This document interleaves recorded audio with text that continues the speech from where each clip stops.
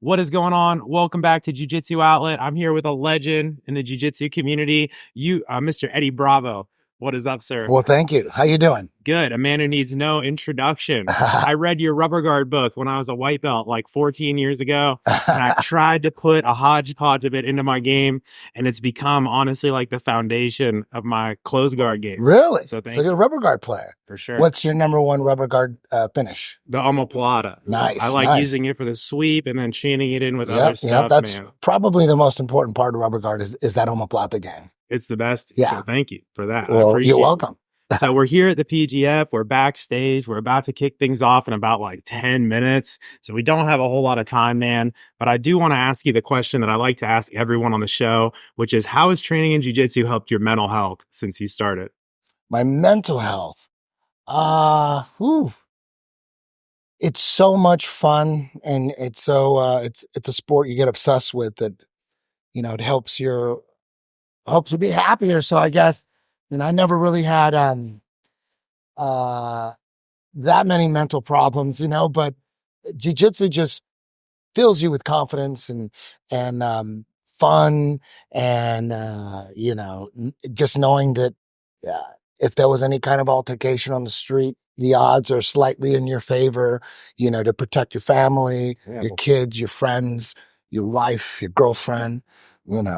It's a beautiful thing. Yeah, it's like a powerful medicine that you could give to the whole world. Yeah. So, man, I know you were going to be a coach, but you kind of bowed out because you couldn't coach against your 10th Planet guys, which makes a lot of sense. Now you're a referee. How do you feel like you would like to be, I guess, best contributing to what's going on here this week? Is there anything that you're looking to add to this, just from your perspective as somebody who's been in this community for forever?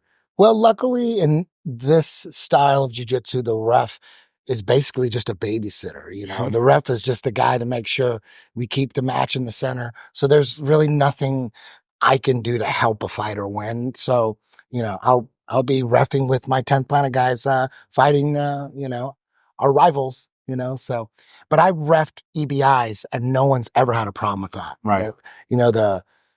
Like if one of my guys is going against another guy, their team never complains.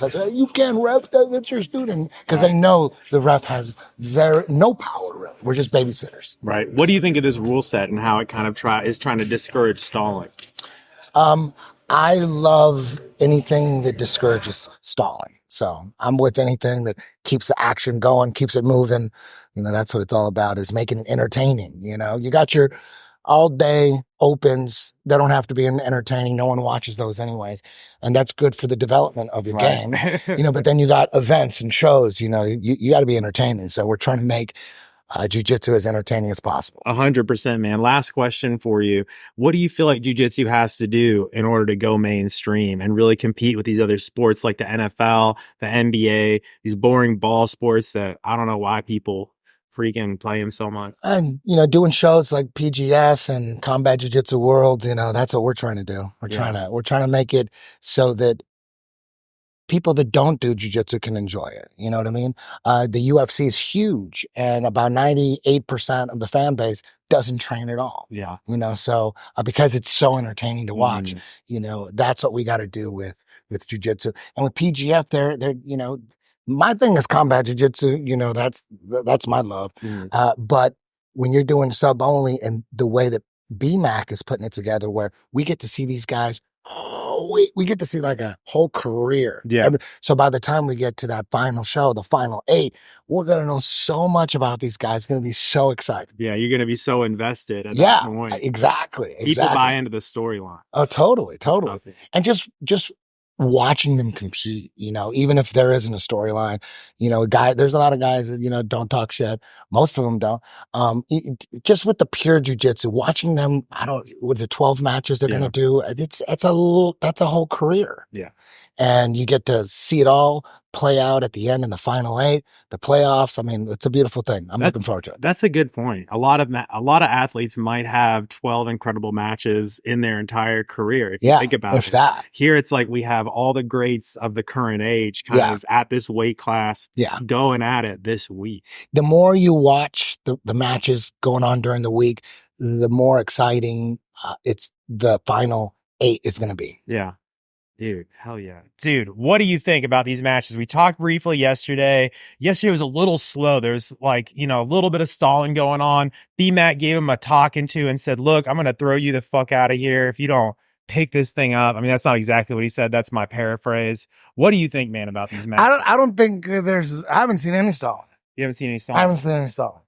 So I've seen stalemates. I've seen high level competitors just canceling their shit out. It's like those old school kung fu theater movies. Like, you know, there's block shit, but they're really doing that on the ground. That's true. They're attacking a limb retraction, attacking arm retraction. It's kung fu going on, and I haven't seen any stalling tonight at all. Not tonight. I haven't seen any stalling. To me, that's not stalling. That's just jiu-jitsu. Most of jiu-jitsu is like a stalemate. Most of the jiu-jitsu is trying to figure out how to solve this problem. Right. You know what I mean? So me, you know, I call stalling calls on my shows if it's painfully obvious. Right. Then I call a stalling call. But, you know, this ain't my show, so they can do whatever they want. One thing's for sure is I'm having a fucking great time. Hell yeah, man. And you know what's the best part about it is it's 5 nights. Yep. It just keeps going. There's 3 more. Yeah.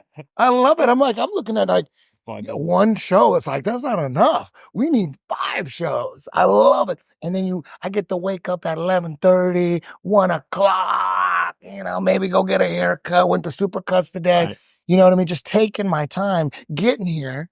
And it's just like I'm on a couch. Right.